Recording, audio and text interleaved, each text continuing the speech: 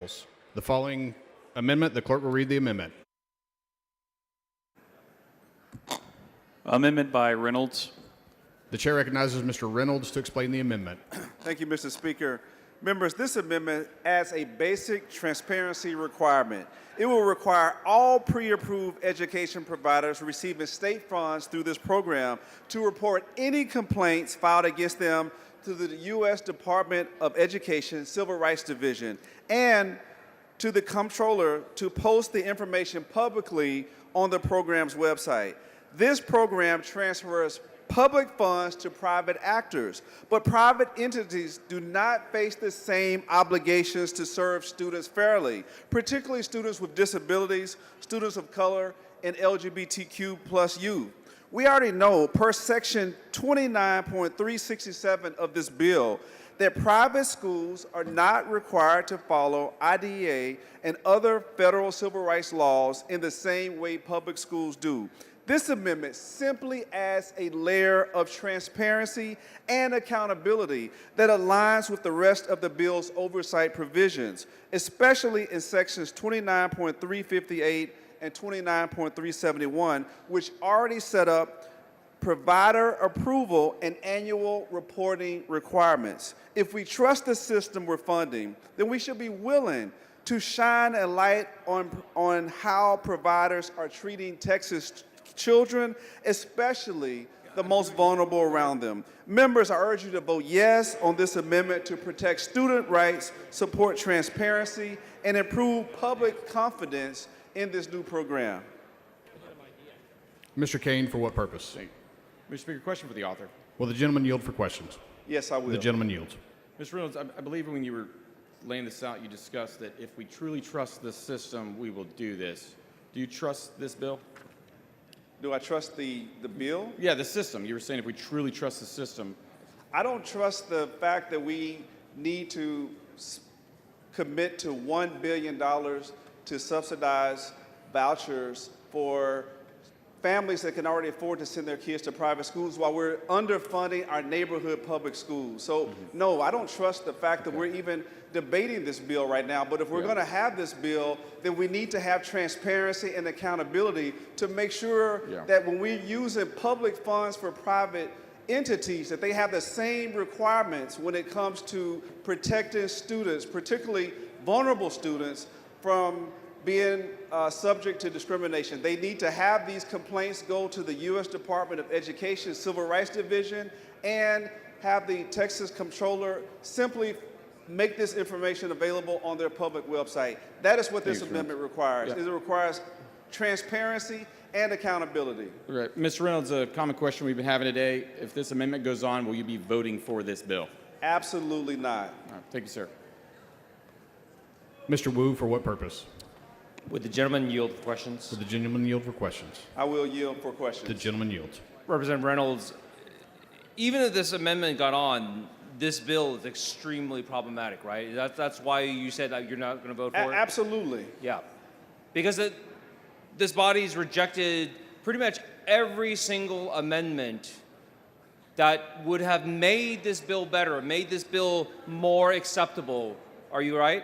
Am I right? Absolutely, unequivocally, Representative Chip. I mean, in fact, allowing the people of the state of Texas to have their say on this was rejected.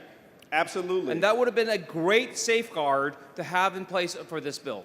If we really trust Texans, then we should have allowed this bill to be voted on by Texans. That would have meant that Texans were in favor of it, and we could have ended this debate tonight. And your amendment just deals with a very small part of it, right? Absolutely. Transparency and accountability.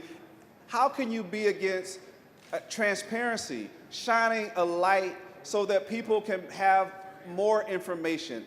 That seems undemocratic to me. And one of the issues is that in public schools, because it's using public dollars, we work very hard to make sure that there's no discrimination. Is that fair? That is absolutely correct.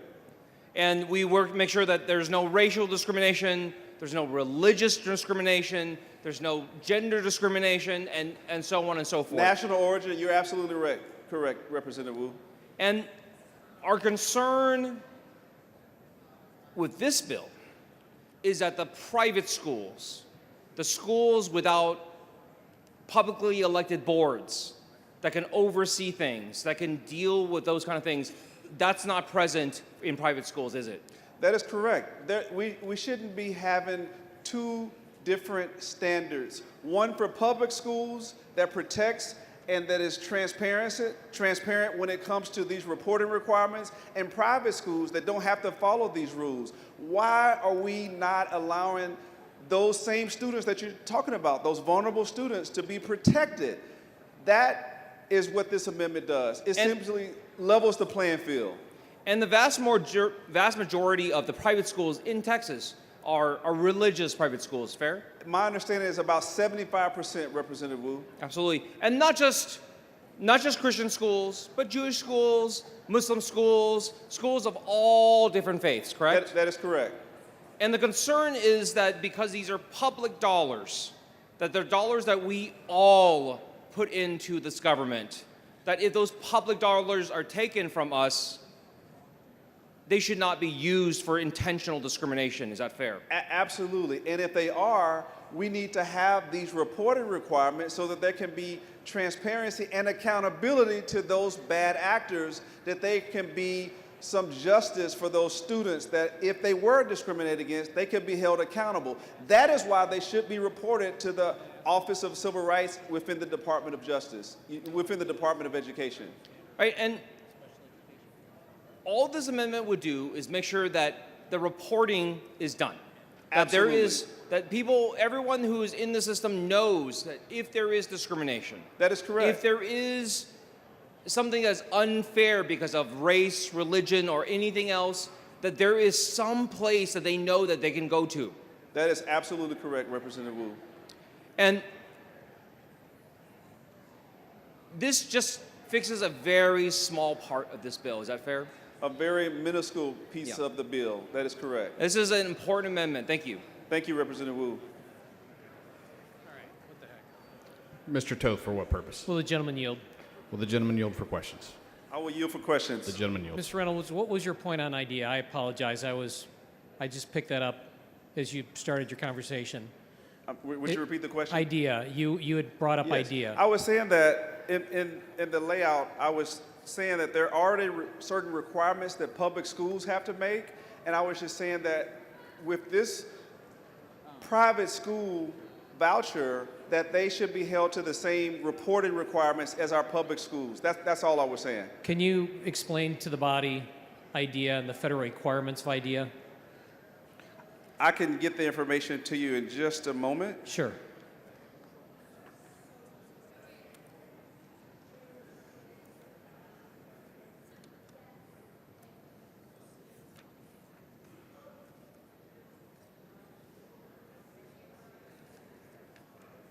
You know what? How about you and I can talk later, but let me ask you this. Is Texas in compliance with IDEA at the federal level? Are Texas public schools in compliance with IDEA for our special education students?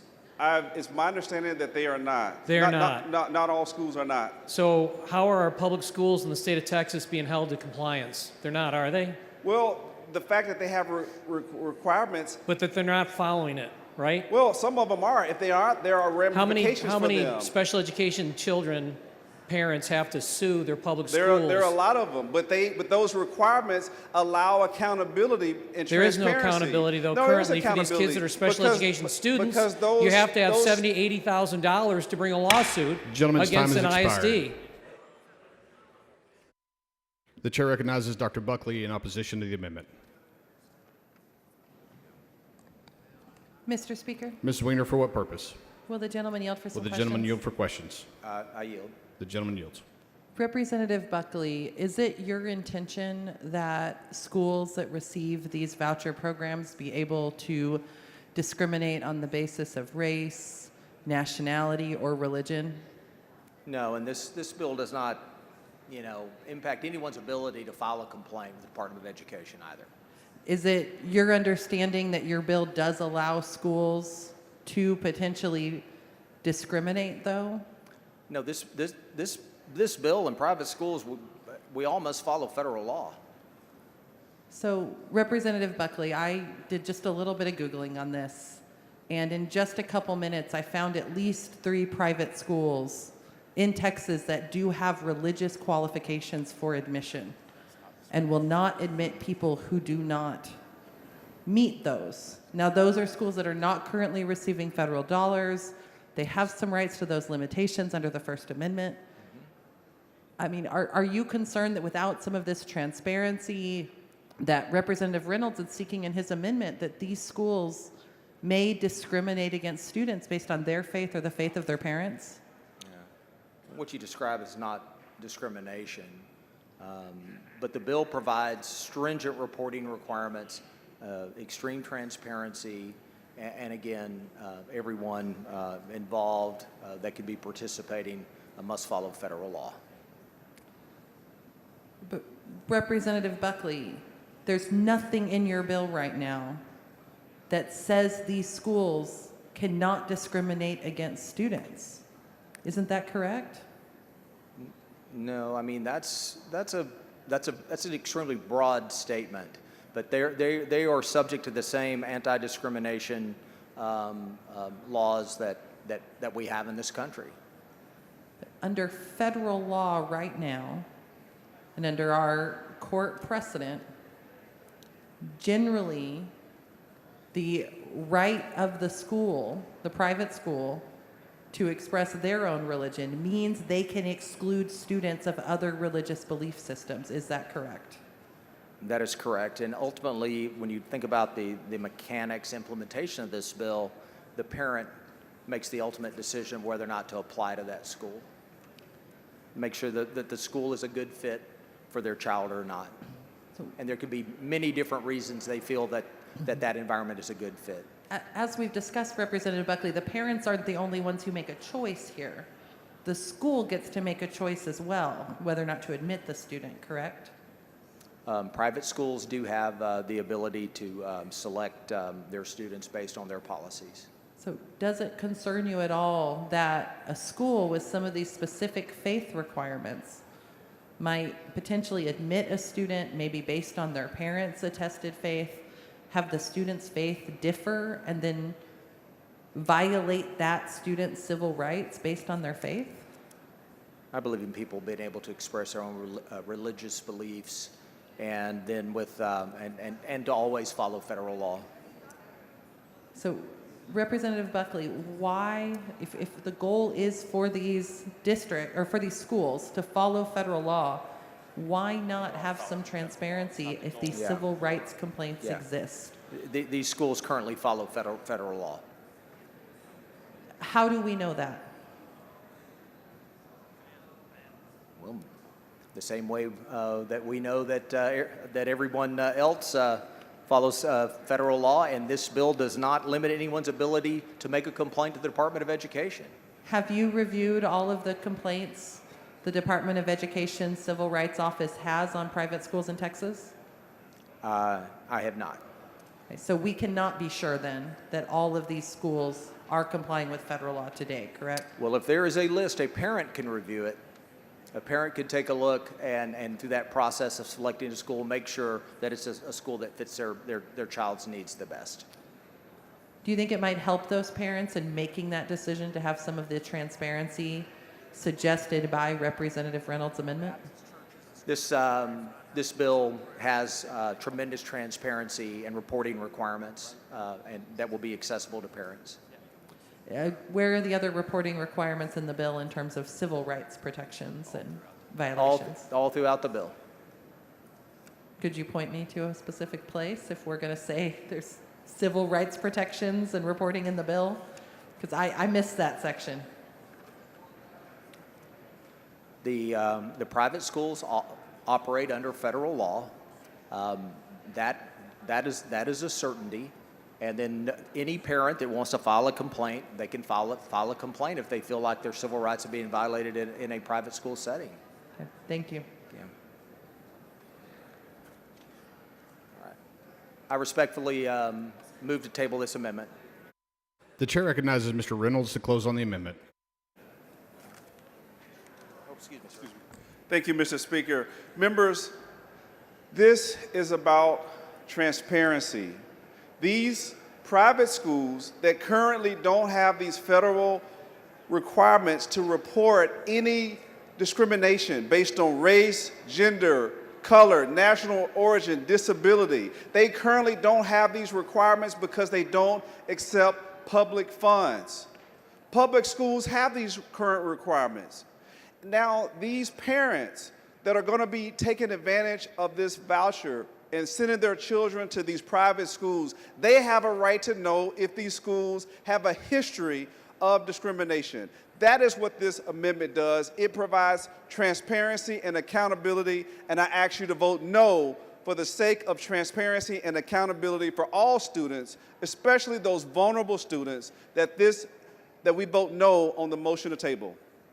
Mr. Reynolds sends up an amendment. Dr. Buckley moves to table. The question is on the motion to table. If you're in favor of the amendment, vote no on the motion to table. If you're opposed to the amendment, vote yes on the motion to table. A record vote has been requested. The clerk will ring the bell. Show Mr. Hunter voting aye. Show Mr. Leach voting aye. Show Dr. Buckley voting aye. Show Mr. Reynolds voting nay. Have all voted? Show Mr. King voting aye. There being 86 ayes, 61 nays, the motion to table prevails.